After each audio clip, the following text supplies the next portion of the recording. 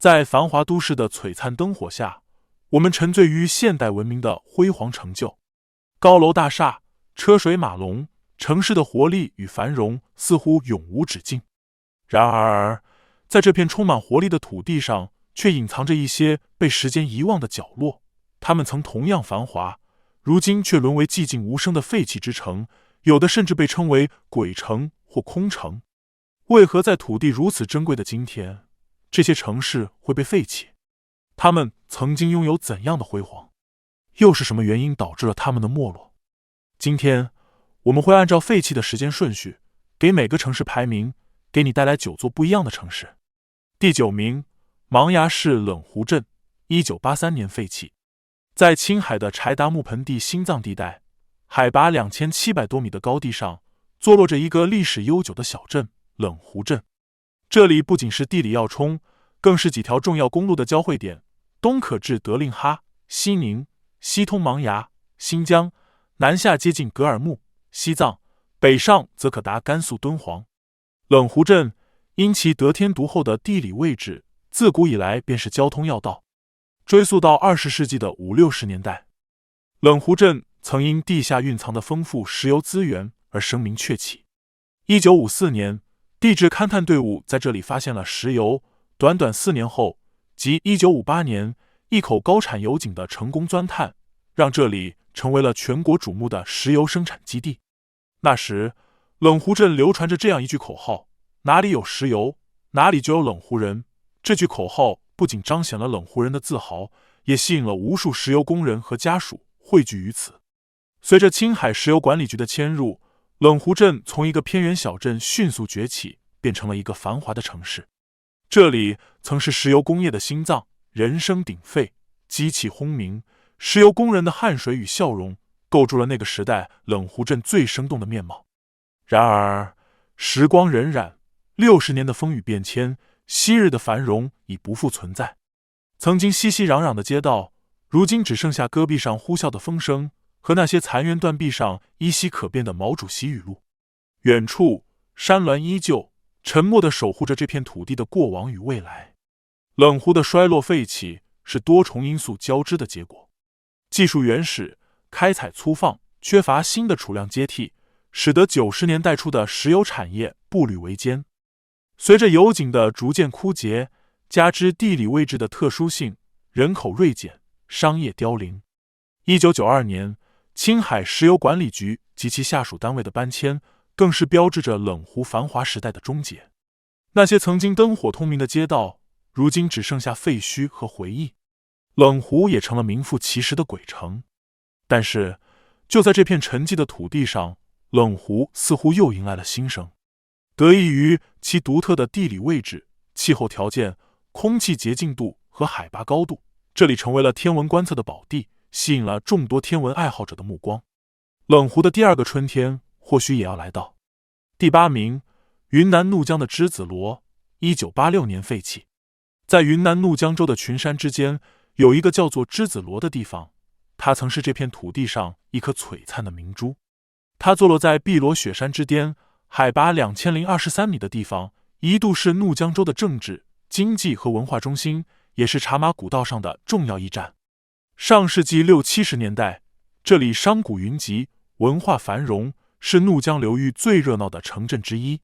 然而，随着时间的流逝，栀子罗的辉煌逐渐褪去。怒江江边公路的建成，使得这个曾经的重要交通枢纽失去了它的中心地位。1974年，怒江州府被迁移去了六库镇，带走了栀子罗的繁华。更为严重的是，1986年，由于地质专家预测该地区存在巨大的滑坡风险，碧江县建制被撤销，栀子罗的发展步伐戛然而止，它从地图上消失，变成了一个被遗忘的小村庄。栀子罗的废弃不仅仅是因为交通和行政地位的丧失，还因为它保留着上世纪70、80年代的风貌。这种风貌虽然具有历史价值，但在现代化的浪潮中，并未转化为新的发展动力。走进今天的栀子罗，仿佛走进了一部老电影，时间在这里凝固，街道空无一人，寂静的让人惊讶。那些曾经的地标性建筑，图书馆的8角楼、电影院、政府办公楼、新华书店，依旧矗立，但已无人问津。墙上的口号和毛主席的画像，以及那些岁月留下的斑驳痕迹，都在默默诉说着过去的辉煌。虽然预言中的滑坡并未发生，但栀子罗的热闹已经不在，只剩下少数居民和一所空荡荡的小学。栀子罗的故事如同一部泛黄的老电影，尽管时光已逝，但那些画面和情感依旧能触动人心。这里没有了往日的喧嚣，没有班车、银行、邮局和通讯公司，只有牲畜在唯一的公路上悠闲的漫步，空宿舍和旧的办公室变成了朱鹄基的家园。尽管如此，栀子罗并未完全被世人遗忘，偶尔有旅人来到这里，寻找那些逝去的记忆，感受那份历史的厚重。第7名，香港九龙寨城，1993年废弃。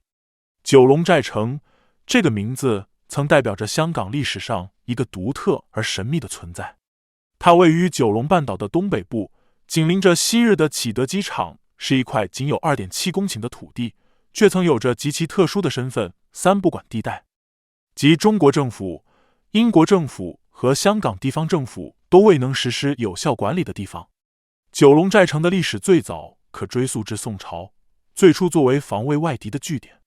到了1847年，清政府为了加强军事防卫，扩建了九龙寨城，以抗衡对岸的维多利亚城。然而，在1898年英国逼迫清政府签订斩拓香港界址专条后，九龙寨城虽名义上仍归满清派兵管辖，实际上却逐渐沦为英国的势力范围。20世纪中叶，随着香港经济的快速发展，九龙寨城的人口急剧膨胀，至1980年代初，人口已达到35000人。由于不受香港法律的约束，这里成为了各种非法活动的温床，包括贩毒、卖淫、赌博等，是三合会活跃的地带。城寨内的建筑杂乱无章，街道狭窄，环境恶劣，98%的区域24小时不见天日。然而，九龙寨城并非只有黑暗的一面。在那些混乱的岁月中，城寨内的居民形成了自己的社区和生活方式。街坊福利会的成立、香港警察的增加以及香港房价的上涨，都促使了城寨的人口增长和社会结构的转变。居民们在寨城内谋生，形成了一个相对自给自足的社区。尽管外界看来这里充满了罪恶，但对于居住在这里的人来说，九龙寨城是他们的家。1984年，中英联合声明发布后，九龙寨城的命运开始走向终结。1987年，港英政府宣布将拆毁寨城，并在原址建造一座遗址公园。经过漫长的测绘、讨价还价和付出了巨额的补偿金之后，1993年，港英政府出动了近5000警力，终将九龙寨城夷为平地。虽然九龙寨城已不复存在，但九龙寨城的故事是香港历史上不可磨灭的一部分。它见证了香港从一个渔村发展成为国际大都市的历程。第6名，四川前围芭蕉沟镇，1996年废弃。在四川前围的群山之间，有一座古镇，名叫芭蕉沟镇。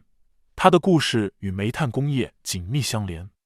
这个古镇坐落在县城西北30公里处，四周山峦环抱，拥有得天独厚的地理条件和丰富的煤炭资源。从20世纪30年代到80年代，嘉阳煤矿的开采让芭蕉沟镇成为了工业发展的缩影，人口繁盛，生活设施完备。学校、食堂、宿舍楼和影剧院等设施一应俱全，见证了它的繁荣。但好景不长，随着煤炭资源的枯竭，嘉阳煤矿的优质煤被开采殆尽。到了20世纪90年代初，芭蕉沟镇开始走向衰落。经济的衰退导致社区设施荒废，年轻人纷纷离开，留下的大多是老年人。芭蕉沟镇变得冷清，工业发展留下的环境问题也逐渐显现，生活垃圾堆积，水资源遭受破坏。如今，漫步在芭蕉沟镇，可以感受到一种时光倒流的错觉。这里，川西南的传统民居与英式风情的建筑交相辉映，仿佛一座停留在旧时代的工业小镇。苏式、欧式的建筑前，偶尔可见老人悠闲地摇着蒲扇，享受着宁静的时光。小镇的居民已经不多，但建筑物上那些褪色的字迹依然让人感受到往昔的热闹。矿区的遗迹随处可见，那些与开矿有关的机器虽然已经斑驳，却依然能引起人们对过去工业辉煌的共鸣。尽管小镇的繁荣不在，但芭蕉沟并没有放弃复兴的希望。自2000年以来，小镇开始实施退耕还林政策，努力恢复生态平衡。特别是那辆被誉为工业革命活化石的嘉阳小火车，以其蒸汽机车的独特魅力，吸引了国内外游客的目光，为芭蕉沟镇带来了新的生机和发展机遇。第5名，甘肃404城市，1996年废弃。当你偶然听到404城，你的心中是否涌现出一丝疑惑？404这个数字在网络世界中代表着页面不存在，但在中国西北的广袤戈壁中，它却曾是一段真实存在的历史，一个鲜为人知的神秘城市，一个见证了中国核工业辉煌的地方。404城这个名字在地图上无迹可寻，却深藏在甘肃矿区的腹地，被无垠的戈壁所环绕。这里曾是中国核工业的发源地，诞生了中国第一座军用核反应堆，为国家的核武研制立下了汗马功劳。在那个激情燃烧的年代，404城成为了全国顶尖工人和专家的聚集地，他们在这里挥洒汗水，共同肩负着国家的重任。尽管404城面积不大，却五脏俱全，拥有完备的行政机关和生活设施。这里曾是繁华的代名词，公检法、土地局、社保局、电视台、报社，甚至监狱和戒毒所一应俱全，仿佛一个功能完备的小型城镇。然而时光荏苒，随着1996年中国政府宣布暂停核试验，404城的神秘面纱逐渐揭开。2006年，随着生活区的搬迁，这座曾经热闹非凡的城市开始沉寂。现在的404城，许多建筑已经人去楼空，但依然保留着过去的印记。合成公园里的动物早已不见踪影，只剩下锈迹斑斑的铁笼和倾覆在水中的游船。曾经繁忙的车站现在也变得冷清，曾经的10多万居民如今只剩下寥寥数千人留守，他们或是不舍离去，或是依然坚守在这片土地上。404城的衰落是多方面原因的交织，核工业的转型、地理位置的偏远以及恶劣的自然环境，共同导致了这座曾经辉煌的城市逐渐淡出人们的视线。尽管404城的辉煌不在，但它在中国历史上的地位不可磨灭。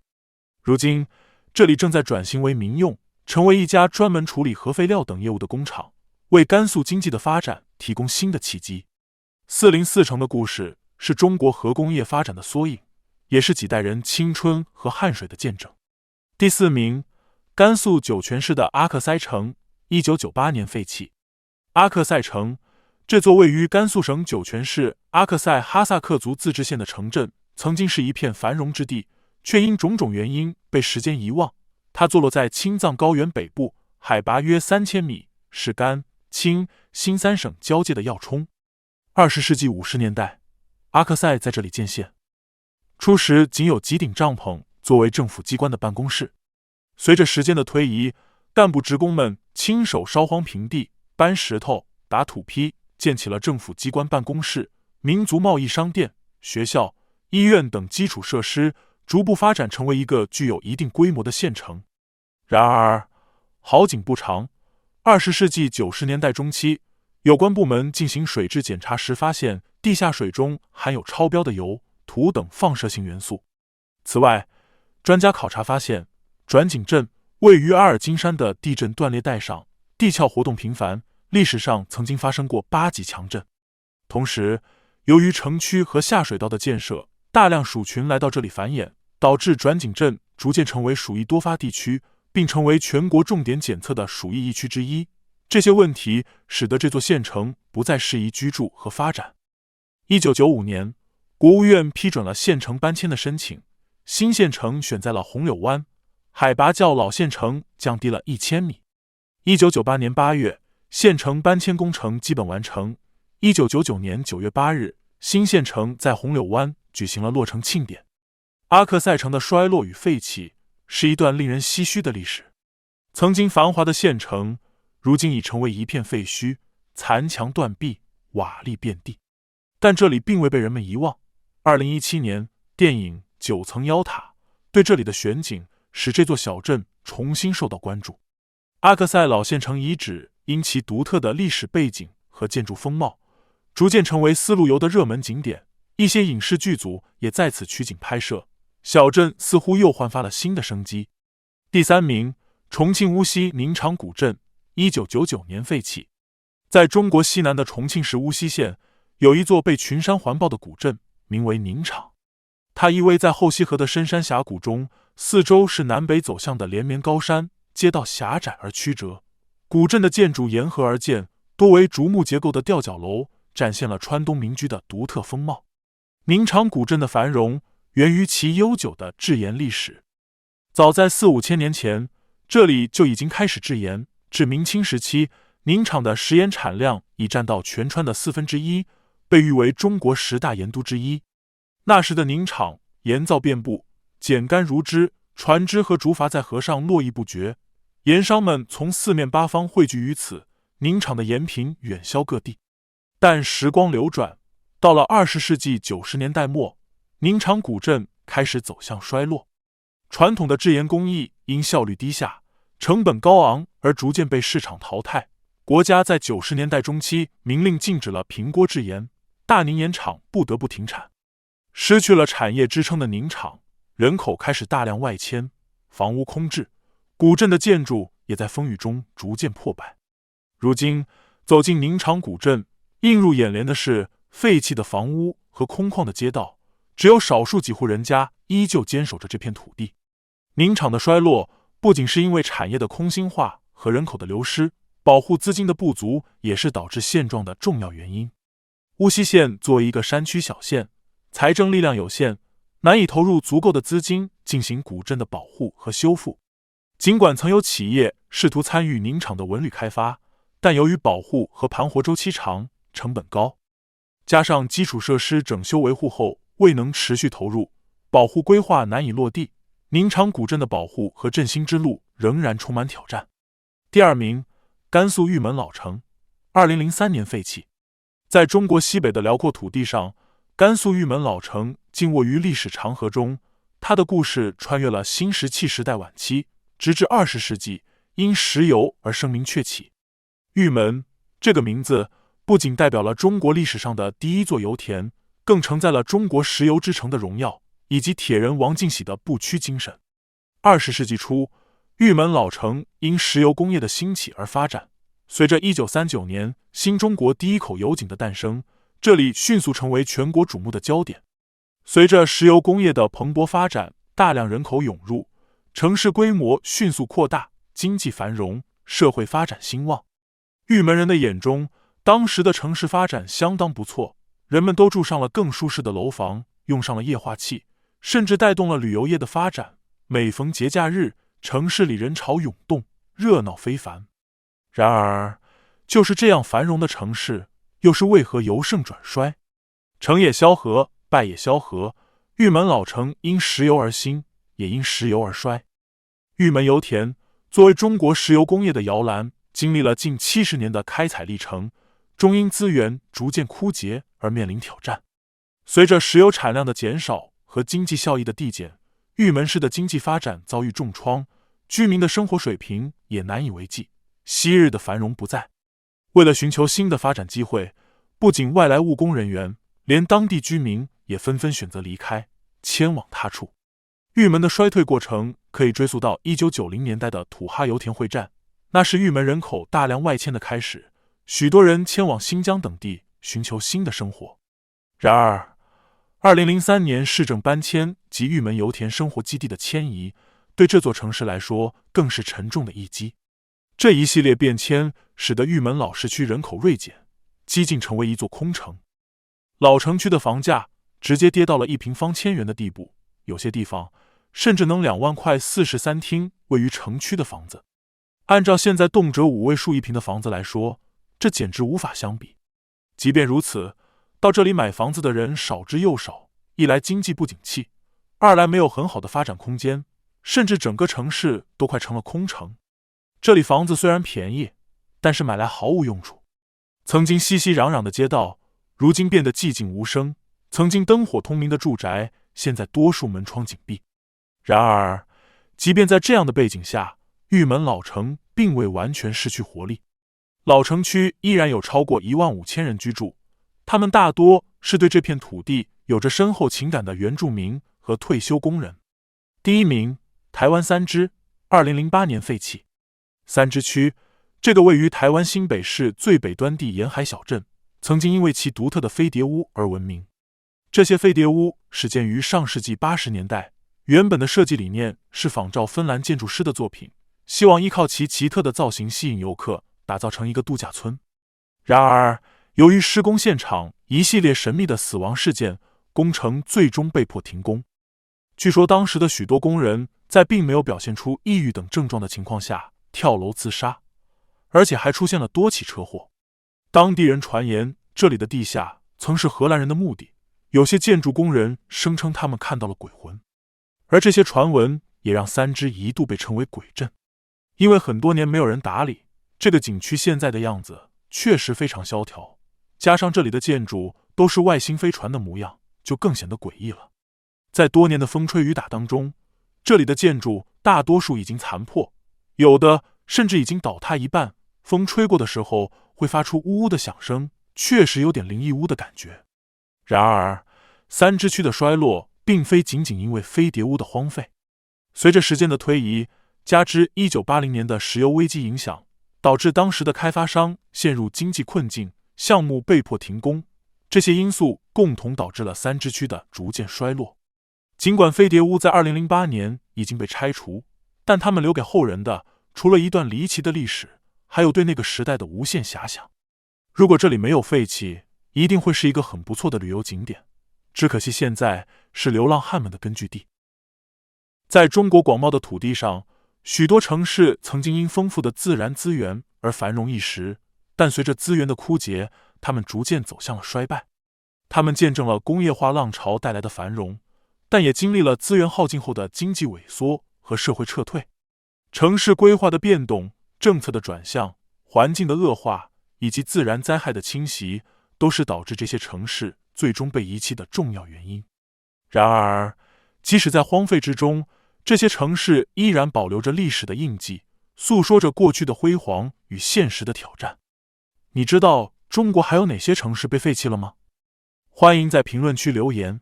如果你喜欢今天的影片，还请按赞、订阅和转发。本期内容到此为止，我们下期再见。